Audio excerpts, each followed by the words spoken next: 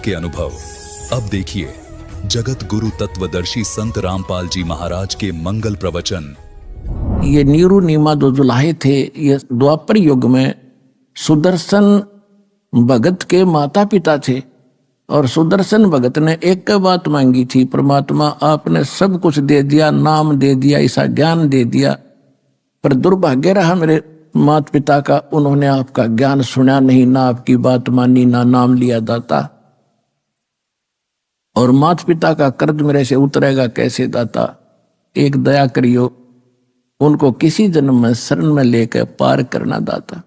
तो परमात्मा ने सोचा था कि ये मूर्ख भी मरेगा माँ बाप के मुंह में, तब परमात्मा ने कहा था या चिंता छोड़, टेंशन छोड़ दे तू, उन्हें मैं पार करूंगा। तो तब संतोष हुआ था उस भोले भगत के। परमात्मा ने पता था यो भी जागा नरक में, जे आज इसको आश्वासन ही दूंगा। सुदर्शन जी को ये पता था कि परमात्मा ने जो कह दिया वो फाइनल है, तब वो निश्चिंत होकर सतलोक गया था। नौ भी रह जाता ये नीरू नीमा वही आत्माएं थी। तो इनके लिए मालिक ने देखो कहाँ जंगल में आके विश्राम किया एक कमल के फूल पर, और फिर जुलाहों में झोपड़ी में आज से 600 वर्ष पहले क्या स्थिति थी आम नागरिक की अपने हिंदुस्तान के अंदर, और वो शूद्र जाति वहां कैसे रहते थे, कैसा वहां पर भेड़ बकरियों का मलमूत्र बांस उठी रहा करती, बदबू आती थी, बेड स्मेल होती थी, और वहां भी रहे मालिक हमारे लिए। और हम इतनी भांग पिए पड़े हैं काल के जूठे चोचलों की, हम भगवान को पहचान नहीं पा रहे हैं। तो अब आपकी पहले भांग उतारी जाएगी ये एंटीबायोटिक सत्संग सुना के, और फिर आप भगवान पहचानोगे। परमात्मा कहते मात पिता मेरे कुछ नाही, ना मेरे गरदासी, और मैं जुल्हे का सुत आण कहाया, और यो जगत करे मेरी आसी। मुझे दुल्हा सुदर दानक कह के और मेरा मजाक उड़ा रहे हैं। फिर कहते 5 तत्व का ये शरीर नहीं है मेरा। यजुर्वेद अध्याय नंबर 40 के मंत्र 8 में उसमें लिखा है कि सपरि आगात कबीर मनीषी शुक्रम अकायम ऐसनाविरम। कबीर परमेश्वर सर्वज्ञ है, मनीषी माने विद्वान सर्वज्ञ, और उनका शरीर शुक्रम अकायम ऐसनाविरम अबिंदम। उसका शरीर जो मालिक का है वो स्नायु वाला नहीं है, और माता पिता से बनी हुई काया नहीं है, शरीर से शुक्र से बनी हुई काया नहीं है, माता पिता के शुक्र से रज बीरज से बनी हुई उसकी काया नहीं है। अब इन अनाड़ी ऋषियों ने 40वें अध्याय के 8वें श्लोक को कैसे गलत डिफाइन कर दिया, शुक्रम अकायम, कि वो अकायम है। और शुक्रम क्यों कहा फिर उसने, शुक्रम शब्द किस लिए लगा दिया, कायम शब्द पर्याप्त था, फिर क्यों ऐसनाविरम माने उसके नर्वस सिस्टम नहीं है, स्नायु नहीं है, ऐसनाविरम शुक्रम अकायम, शुक्र से बनी हुई काया नहीं है और उसमें नाड़ी तंत्र नहीं है, वो स्वयंभू है, प्रिभू है, सबसे पहला परमात्मा है। सपरि आगात सबसे पहला देहधारी वही है, सपरि आगात यानी सबसे पहला देहधारी वही परमात्मा है। और उसका शरीर कैसा है, वो शुक्रम अकायम ऐसनाविरम, वो माता पिता के शुक्र से बना हुआ उसका शरीर नहीं है, नाड़ी तंत्र उसके अंदर नहीं, लेकिन है साकार, वो स्वयंभू है, उसका कोई जनक नहीं है। तो यहां बताते हैं 5 तत्वों का धड़ना मेरे में जानो ज्ञान अपारा, पर सत्स्वरूपी नाम साहिब का ओ ही नाम हमारा। यानी असली नाम परमात्मा का कबीर साहब है, और वो कहते वो ही नाम है मेरा असली नाम, ये समझ लो। और कहते अदर द्वीप गगन गुफा में तानिज वस्तु सारा, और तेरा ये ज्योत स्वरूपी काल निरंजन ब्रह्म ये भी धरता है ध्यान हमारा, ये भी मेरा ध्यान करता है, और वहां से फिर मैं इसको टुकड़ा देता हूं, इसका 21 ब्रह्मांड चल रहा है। हाड चावलो ना मेरे, ये हाड चावड़ा लोग का शरीर नहीं है। कोई जाने सतनाम उपासी, यानी मेरे इस स्थिति को उस समय जानेंगे जब सतनाम का प्रचार सब जगह हो जाएगा, सब प्रमाणों से प्रमाणित किया जाएगा। और तारण तरण अभय पद दाता, मैं हूं कबीर अविनाशी, कि मैं हूं तारण तरण अभय पद देने वाला, सतलोक ले जाने वाला, मैं कबीर अविनाशी हूं, वास्तव में मैं परमात्मा हूं।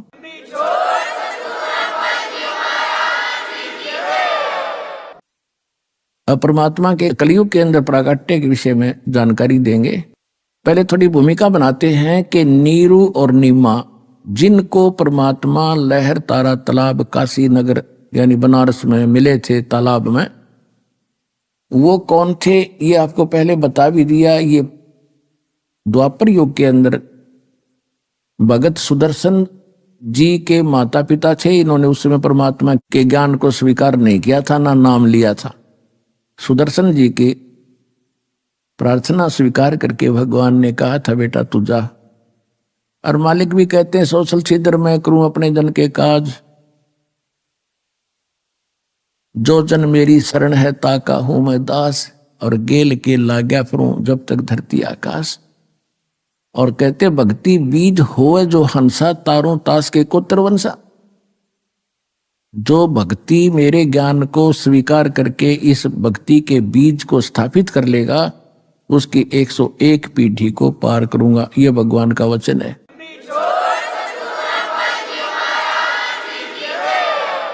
जो जन मेरी शरण है ताका हूं मैं दास। गेल गेल लाग्या फिरूं जब तक धरती आकाश। आपके लिए भगवान कहां से पीछे पड़ा हुआ, पर आप बच्चे हो, आप आगे आगे हो, पिताजी पीछे पीछे घूम रहा है, आप भाग भाग कर दौड़ के और गिर जाते हो गड्ढे में, काल के गड्ढे में, 84 लाख योनियों में फिर पड़ जाते हो। फिर इंतजार करता है दयालु कि कब इनको मनुष्य जन्म मिले, कब इनको फिर सद्बुद्धि दूं, ये पहचानने मेरे को। तो पुण्यात्माओं अब वो समय आया है जो परमात्मा ने पूर्व निर्धारित किया था। अब इसके लिए हमने ज्ञान सुनना अनिवार्य है, क्योंकि ज्ञान के बिना हम परमात्मा से जुड़े नहीं रह सकते। क्योंकि कबीर साहब कहते हैं कि ज्ञान संपूर्ण हुआ नहीं, हृदय नहीं छदाए, और देखा देखी भक्ति का यूं रंग नहीं ठहरा।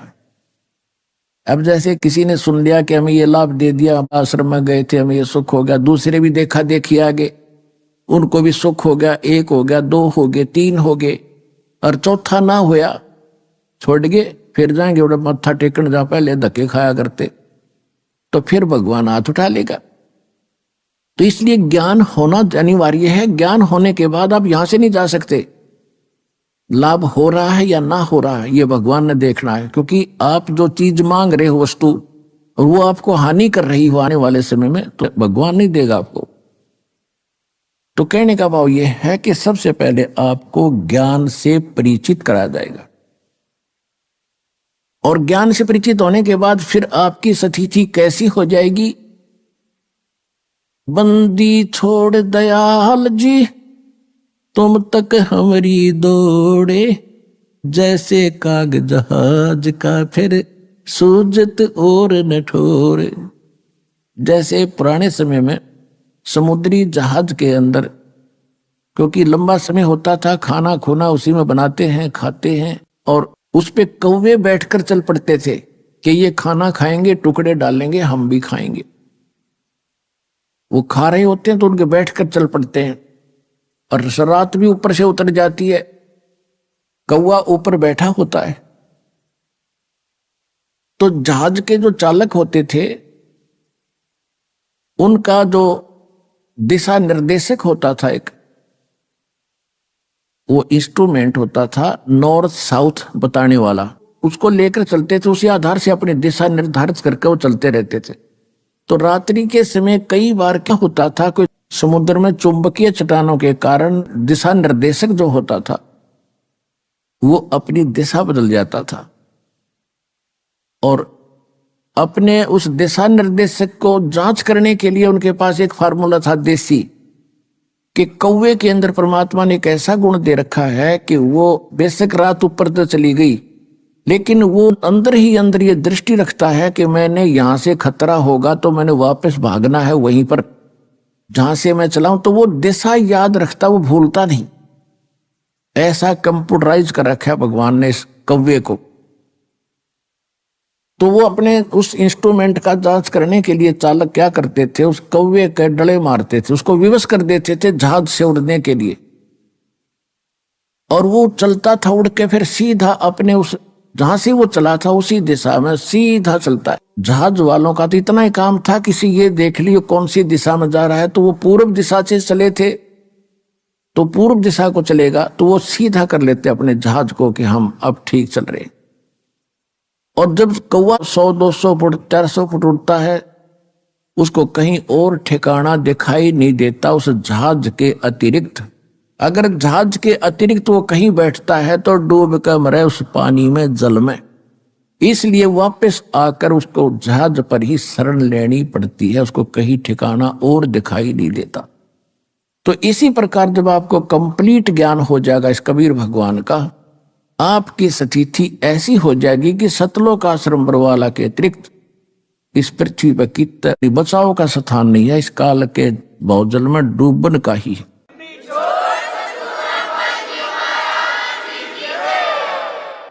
तो इसलिए आप जी को इतना विद्वान बनाया जा रहा है कि आपकी स्थिति फिर ऐसी हो जाए, बंदी छोड़ दयाल जी तुम तक हमारी दौड़े, जैसे काग जहाज का अब सूजत और न ठोरे। तो आज आपको परमात्मा आपके लिए कितना कष्ट उठा रहे हैं, कैसे आते हैं, और आप इतने अनजान हो गए, इतने गाफिल हो गए कि आप भगवान को नहीं पहचान पा रहे।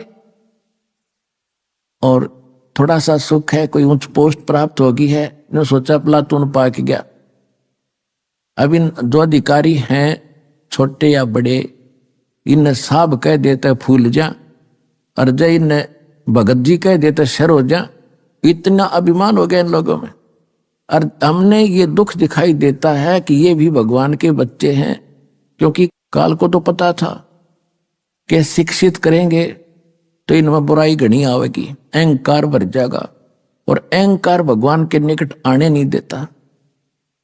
तो परमात्मा को मालूम था कि ये बिगड़ेंगे तो इन्हें सेट भी कर लूंगा, एक बार ज्ञान समझ में आ जाओ, ये समझण जोगे हो जा, फिर इन्हें श्याम दाम दंड भेद से सीधे मार्ग लाऊंगा। और सभी उसी के बच्चे, जैसे अब्राहिम सुल्तान अदम एक राजा था और कितना अहंकारी था, कितने ठाठ थे। उस परमेश्वर ने अपनी वह प्यारी आत्मा नरक में जाती दिखे थी, उसको वहां उस नरक से निकालने के लिए हम तो माया मांगे, अगर घने ठाठ हो जा, कोठी हो, मैं बड़ा अफसर बन जा। और परमात्मा ने वो बड़े अफसर से छोटा अफसर बनाया, एक दास बनाया इस नरक से निकालने के लिए। तो ये परमात्मा का ऑपरेशन जो है वो इस संसार से विपरीत है, और हमने संसार के ही महिमा को, शोभा को, इसी को ग्रहण कर रखा है कि ये बनी रहे बस, और तो देखी जा। आपकी और हमारी बुद्धि तो जीव की है, और भगवान आपकी आत्मा का उद्धार करना है। तो अब परमात्मा ने सभी को ठीक करना है, और ठीक हुए बिना, ये सिद्ध हुए बिना ये भक्ति नहीं कर सकते। इनकी अकल ठिकाने लानी दाता न तो कोई प्रधानमंत्री बना फिर है, और जो कितनी उच्च पोस्ट प्राप्त उसको, वो उसके बच्चे हैं। और ये वो बच्चे जो अब्राहिम सुल्तान अदम जैसे थे, अच्छी किस्मत, पिछले जन्म के बड़े पुण्यकर्मी हैं भगवान के, कभी इन्होंने भक्ति ठीक कर रखी है, आज ये अपना जीवन नाश करके गधा बनकर खड़े हो जाएंगे।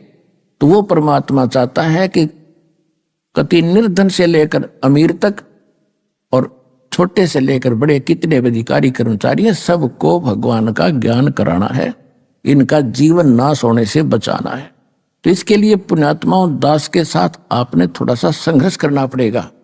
हम किसी का बुरा नहीं करेंगे, हम भले के लिए करेंगे, सबके उद्धार के लिए करेंगे। जैसे बच्चा इंजेक्शन नहीं लगवाता है तो पकड़ के माता पिता जबरदस्ती लगवाते हैं, रोलेगा थोड़ी देर और क्या होगा, फिर जीवन तक बचेगा उसका। तो जो भी ये थोड़े दिन बकवास करेंगे कर लेंगे, पर इन्हें सिद्ध कराएंगे। भक्ति करो और प्रचार करो मालिक का, उन तक पहुंचा दो मालिक के ज्ञान को, उनकी आंखें खुल जाएंगी।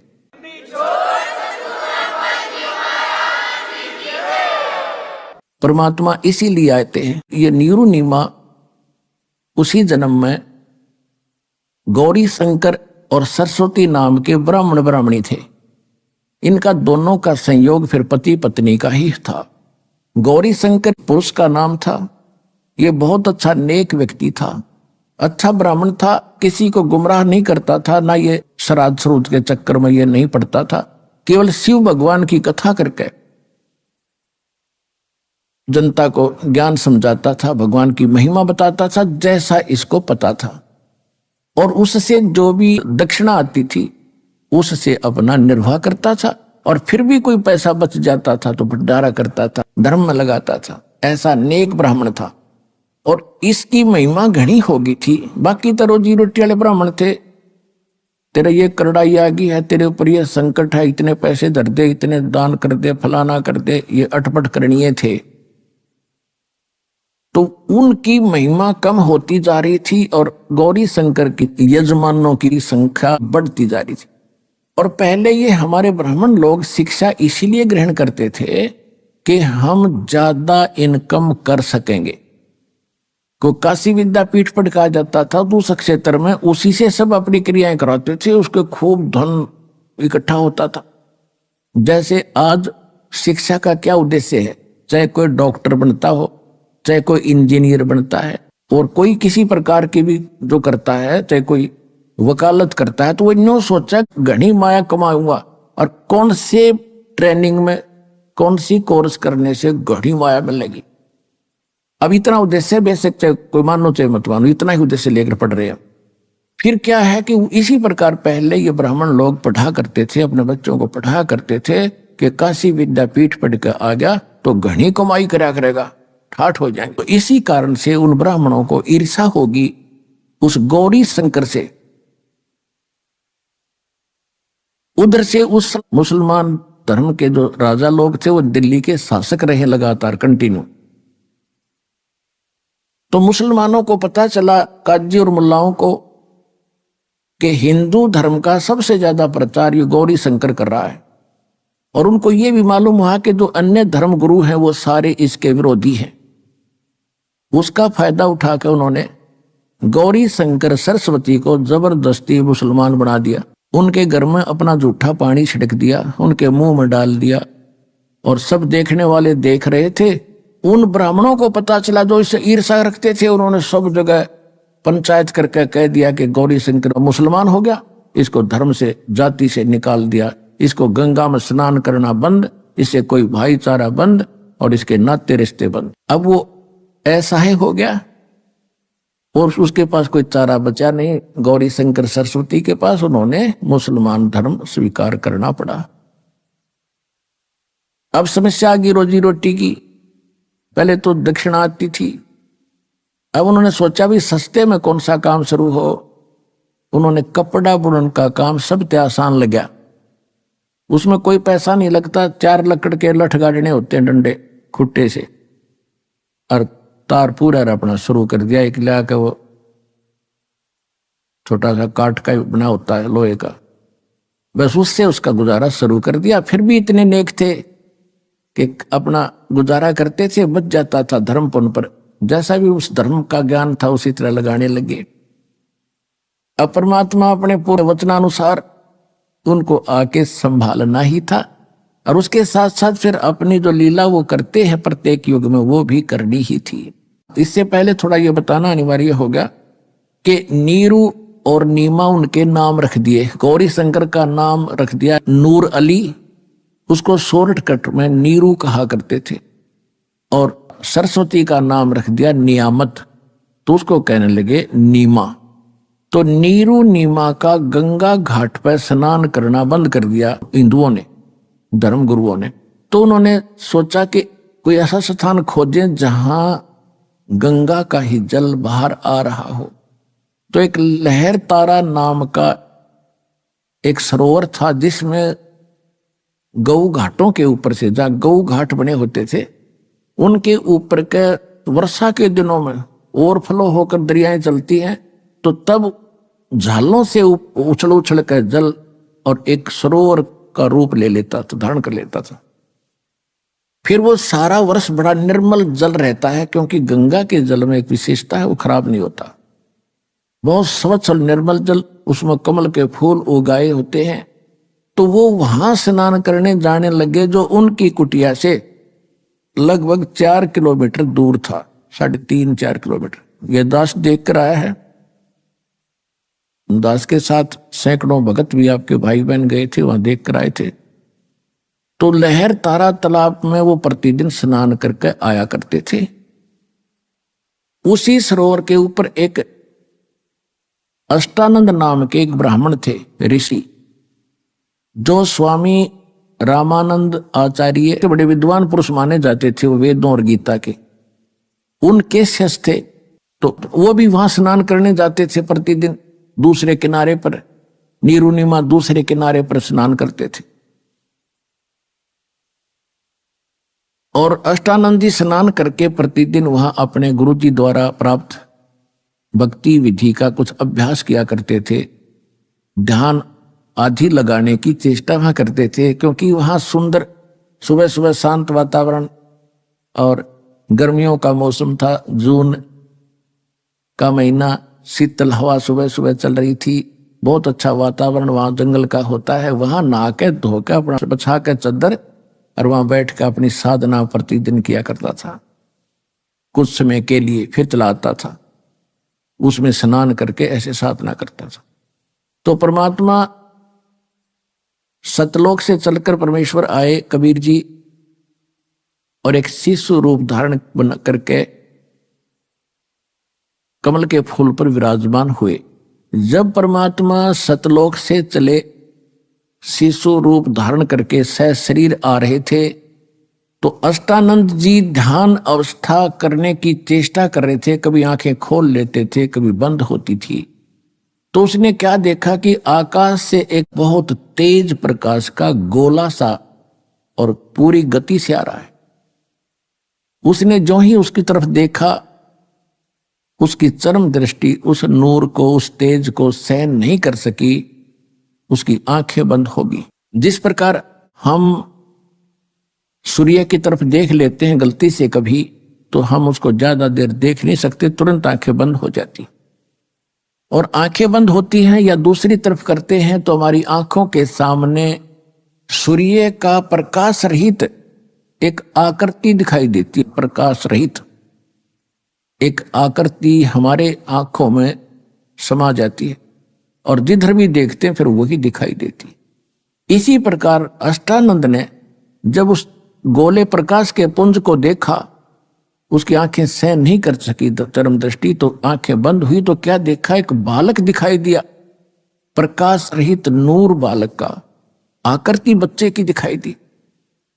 फिर उसने इधर उधर देखा तो वो आंखों वाला ही बच्चा दिखाई दे रहा था, और वो नूर इतनी देर में आके, इतनी सेकंड में, और उस कमल के फूल इकट्ठा होकर के परमात्मा ने अपना तेज समेट लिया, शिशु शिशु रह गए। अंधेरे में उसने और कुछ दिखाई नहीं दिया कि मुझे तो मेरी आंखों में एक बच्चा सा दिखाई दे रहा, ये क्या लीला हुई। वो उठकर चल पड़ा। उसने जाकर के अपने पूज्य गुरुदेव स्वामी रामानंद ब्राह्मण पंडित जी से अपनी सारी घटना बताई कि महाराज ये क्या कारण है, ये कोई मेरी भक्ति की उपलब्धि है या कोई मेरी भ्रमणा है, मुझे कोई शंका हुई है। तो उन्होंने कहा कि बेटा, ऐसी जब सतिथि होती है, ऐसी जो लीला होती है, ये ऊपर से अवतार गण आते हैं और यहाँ किसी माँ के गर्भ में जन्म लेंगे, वो उनके शरीर में चले गए हैं और कुछ दिनों में जन्म लेकर वो अपनी लीला करेंगे बेटा, जैसा उनका निर्धारित होता है। अब स्वामी रामानंद जी को इतना ही ज्ञान था कि ये जिनको भगवान मानते हैं, श्री राम, श्री कृष्ण आदि, और जितने भी ये 9 अवतार मानते हैं, 24 मानते हैं, ये सभी मां से ही जन्म लेते हैं।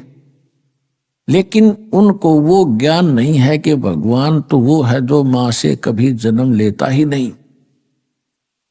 वो इतना इनकम्प्लीट नॉलेज ही था। फिर भी जैसा अपने शिष्य का समाधान उसने करना था, वो समाधान कर दिया और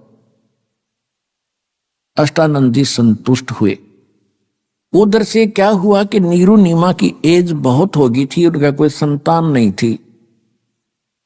और पुण्यात्मा, हमारे समाज में एक बहुत बड़ी बीमारी ये भी है कि किसी का संतान ना हो तो उसका जीना आराम कर देते।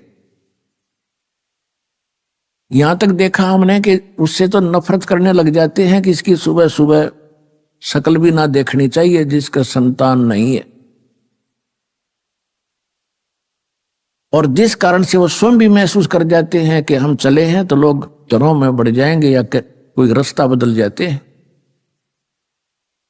लेकिन अब बने क्या? अब अध्यात्म मार्ग के अंदर हम आपको बताते हैं कि जिनके संतान नहीं है, वो तो अलग बात है। आज ऐसे समाज में रहते हो जहां आपको ये ज्ञान सुनने को मिलता नहीं, और सुनने को मिलता है तो एक दिन मिलता है, बाकी समय वहां सब लोगों के ताने यानी व्यंग सहन ही करने पड़ते हैं, जिस कारण से हमारा ये ज्ञान हृदय में टिकता नहीं। फिर भी परमात्मा अपने बच्चों को वो तो रहम कर देते हैं कि चलिए ऐसे नहीं तो ऐसे मान लेगा, लेकिन जिनका उन्हें मोक्ष करना है तो वो अपने हिसाब से ही करते हैं। तो संसारिक दृष्टि से तो हम देखते हैं जिसका संतान नहीं वो सबसे दुर्भाग्यशाली व्यक्ति है, और यदि हम भगवान के अध्यात्म ज्ञान के पलड़े में तोलते हैं तो वो घना सौभाग्यशाली व्यक्ति है यदि उसको भक्ति मिल जाती है तो। और भक्ति नहीं करते हैं तो इसे तो संतान वाले और इसे बिना संतान वाले। उदाहरण के तौर पे जैसे एक हम ये भी सुनते हैं कि भाई किसी को कहते हैं जी भक्ति कर लो, राम नाम ले लो, कहते हम बुराई करते ही नहीं, हम किसी का बुरा करते ही नहीं, ना हम कोई विकार करते, हम तो वैसे ही भगत है। देखो 2 एकड़ जमीन है, 1 एकड़ तो संवार रखी है बाग है ट्रैक्टर हल से, और बिल्कुल घास रहित कर दिया, अड़ंगा काट दिया सारा, और बाह दी कति समार दी, और एक में अड़ंगा भरा पड़ा है सारा, झाड़ जंखाड़ बोझड़े कांटे सब।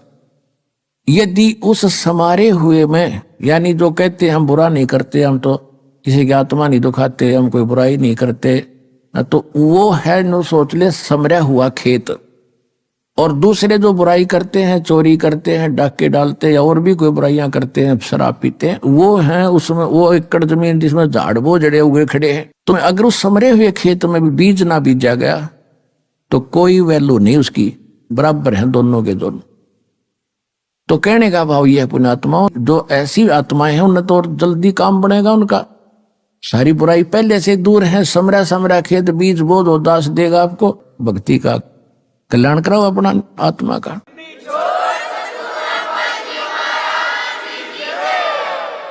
तो इस प्रकार नीरू नीमा सुबह सुबह स्नान करने जाया करते थे। उस दिन पहले दिन ऐसी कोई रिश्तेदार आ गई दूर निकट की, जिसने नीमा के इंजेक्शन ला दिए पहले दिन। बताइए भगवान एक जातक तो देना था, एक बालक हो जाता था क्या, तेरा भी समाज में सिर हो जाता, साझा हो जाता। बता बच्चे बिना कैसे जीवन जियोगे, बुढ़ापे में कौन तुम्हारी उंगली पकड़ेगा। तो ऐसे इंजेक्शन वो समाज के लग गए। हुआ तो चली गई इंजेक्शन ला के, और नीमा सारी रात करवट बदलती रही, नींद नहीं आई है भगवान, बच्चा बिना क्या होगा, संसार में कैसे जिया जाएगा। नीरू ने उठाया कि चलो स्नान करने चलते हैं। वो चल पड़ी, रास्ते में रो रही है, बुरी तरह बिलख रही है कि हे भगवान क्या तेरे घर में, क्योंकि उस समय भी वो शंकर भगवान को हृदय से उतार नहीं सके थे। बेशक से मुसलमान भी बन गए थे और मुसलमानों वाली साधना भी वो कर रहे थे, लेकिन अंतःकरण में उनका भगवान शंकर की छाप न्यों की न्यों थी, और किसी भी आपदा के अंदर उसी से प्रार्थना किया करते थे। और कह रही थी, रो रही थी कि हे शंकर भगवान, क्या आपके घर में बच्चों की कमी होगी, परमात्मा एक मुझे भी दे देते तो मेरा भी संसार में साझा हो जाता। बुरी तरह रो रही थी। नीरू ने कहा कि नीमा, यदि हमारे भाग्य में होता तो भगवान दे ही देते। आंखें खराब कर लेगी रो रो के, कोई उंगली पकड़ने वाला है नहीं, और दूना दुख हो जाएगा, ना रो। ऐसे कहते कहते वो लहर तारा नामक उस सरोवर पर पहुंच गए। अष्टानंद वहां से जा चुका था। पहले नीमा ने स्नान किया। जब वो स्नान करके बाहर आ गई, फिर वो स्नान करने के लिए उतरा, और सुबह का जो उजियारा है शीघ्र ही एकदम साफ सा हो जाता। तो जब दोबारा नीमा गई लहर तारा तालाब के ऊपर उस वस्त्र को धोने के लिए जिसको बांध कर वो स्नान करके आई थी, किनारे पर पहुंची तो क्या देखा कि उस तालाब के अंदर कमल के फूल पर कोई वस्तु हिल रही है। परमात्मा ऐसे अपना एक पैर को हिला रहे थे। नीमा ने सोचा कि कोई सर्प ना हो और मेरे पति को ना डस ले। उसने और गौर से देखा, ध्यान से देखने से पता चला तो बालक है। तो उसने अपने पति से कहा, जी देखियो देखियो, देखो बच्चा डूबेगा, बच्चा कमल के फूल पर जल में। अब नीरू नहा रहा था ऐसे ऐसे करके, गोते लगा रहा था। वो कह रहा कि नीमा तो कति मेंटल होगी, तेरा दिमाग चल गया, अब तुझे जल में भी बच्चे दिखाई देने लगे। अभी आपने सुने संत रामपाल जी महाराज के मंगल प्रवचन। आइए अब सुनते हैं संत रामपाल जी महाराज से नाम दीक्षा लेकर सतभक्ति करके अद्भुत लाभ प्राप्त करने वाले अनुयायी के विचार। नमस्कार दर्शकों, ये कहानी है हरियाणा के झज्जर जिले में रहने वाले दलबीर जी की, जो पहले हिंदू धर्म में प्रचलित सभी साधनाओं को करते हुए भी अपने जीवन में अनेक समस्याओं से जूझ रहे थे। परंतु ऐसा क्या हुआ जो दलबीर जी ने सभी साधनाओं को त्याग कर जगत गुरु संत रामपाल जी महाराज से नाम दीक्षा ग्रहण की? और क्या नाम दीक्षा लेने के बाद इनकी सारी परेशानियां खत्म हुई? आइए सुनते हैं दलबीर जी की कहानी उन्हीं की जुबानी। नमस्कार सर। सत्साई जी। सर क्या नाम है आपका? मेरा दलबीर दास है जी। दलबीर जी आप कहाँ से हैं? मेरा गांव दुलेड़ा, जिला झज्जर, तहसील बहादुरगढ़। दलबीर जी आप क्या काम करते हैं? मैं CISF में सर्विस करता हूं जी। सर आप संत रामपाल जी महाराज की शरण में कब आए? सन 2000 में जुड़ा था सतगुरु रामपाल जी महाराज से। दलबीर जी संत रामपाल जी महाराज से नाम दीक्षा लेने से पहले क्या आप भक्ति साधना भी करते थे? मैं अन्य सभी देवी देवताओं की पूजा करता था। हमारे गांव में दुर्गा का मंदिर है, वहाँ भी जाता था दोनों टाइम। और खेत में हमारे में पित्तर की वो मंडी बना रखी है, वहाँ भी हम पूजते थे। सभी घरवाले पूजा करते थे। कोई भी त्यौहार मनाते थे तो वहाँ सबसे पहले मतलब भोग चढ़ाते थे, तब बाद में मतलब वो करते थे। तो और भी सभी कहीं हनुमान का व्रत और ये जन्माष्टमी का जो भी है सब साधना करता था, लेकिन कोई लाभ नहीं हो रहा था। हनुमान की पूजा, कभी शेरावाली की, कभी किसी की, जो जिसने बता दिया वही करता रहा, लेकिन कोई संतुष्टि जो मैं मेरी भावना मतलब इच्छा थी वो मैं सोचता था ये रास्ता मेरे लिए ठीक नहीं है, मेरे को कोई मतलब शांति नहीं मिल रही। तो इसलिए मैं करता रहा तो लेकिन लाभ कोई मेरे को नहीं हुआ। सर संत रामपाल जी महाराज की शरण में आने का क्या कारण बना, कैसे आना हुआ? मैं जी